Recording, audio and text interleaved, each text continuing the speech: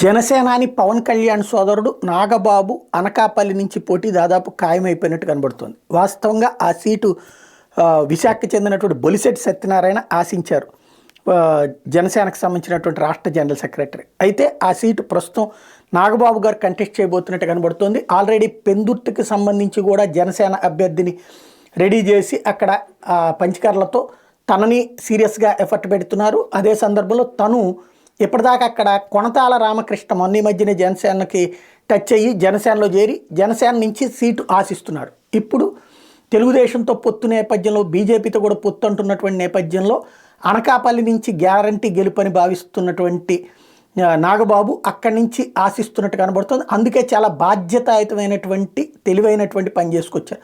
అక్కడే ఉంటూ అందరితో కలుపుకుని వెళ్ళే ప్రయత్నం చేస్తున్నారు. కొనతాల ఇంటికి వెళ్ళి కలిసి ఆయనతో కాసేపు కూర్చుని తనదైనటువంటి శైలిలో అసంతృప్తులు లేకుండా చూసుకునే ప్రయత్నం చేశారు.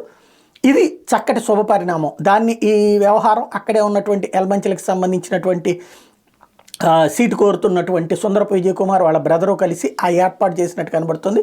టోటల్గా చూస్తే నాగబాబు చాలా సిన్సియర్గా తన ఎఫర్ట్ పెట్టుకుంటూ వెళ్తున్నారు. కిందసారి నరసాపురం ఓటమిని పక్కన పెట్టి ఈ దఫా అనకాపల్లి విజయం కోసం తపన పడుతున్నారు.